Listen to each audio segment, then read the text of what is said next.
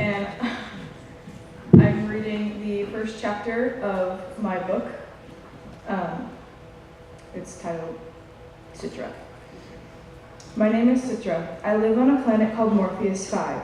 It's about like what you'd expect from Earth in about 1,000 years, assuming all the things like pollution and global warming keep up. Almost everything is indoors. You couldn't even go outside without a gas mask, and I really don't like gas masks. My dad was a big shot businessman. That day he had a meeting with the leader of our planet, Ximena Frost. No one knew much about Ximena. She was mysterious, and no one ever saw her because she wore a veil all the time. I wanted to meet her so badly. She was an idol of mine. My dad had trained with Ximena's bodyguard, who called herself Cece when she and Ximena had first came to Morpheus 5, 2 years before Ximena had become leader of the planet. 1 year after Ximena became leader, Cece went off to find someone and never came back. By that time, my dad had stopped training with Cece.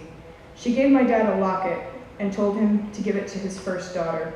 I touched it now around my neck. My father had continued training to one day replace Cece as Ximena's bodyguard, which was what he was talking with her now about. Despite my admiration of Ximena and my great desire to meet her, I was told to wait in our zone's exploratorium. I did like the exploratorium, though. I remember my favorite part was the space exhibit, which was actually in space. Looking back, it was probably my favorite place because it was the only way I could get off the planet. It was a small space shuttle located just outside the atmosphere of the planet, and was connected to the planet by an elevator shaft and about 1,000 support beams. The spaceship itself was small, with only 3 rooms. It was still fully functional, and a lot of the roof was made of glass so that you could see the stars. It was almost always deserted, but that's what I liked about it. It was the only place I knew where I could actually be alone to think. The natural disaster alarm jerked me out of my daydreaming. This happened at least once a day.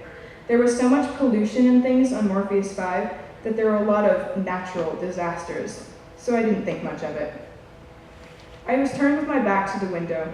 I turned back to the front of the shuttle to look out at the stars again, and by the time I saw the cause of the alarm, it was too late. There it was, an asteroid, coming straight for me. As I watched, it crashed into the elevator shaft just below me, sending me flying backwards across the ship. My head smacked against the wall. Before I passed out, I saw the asteroid plummet to the ground.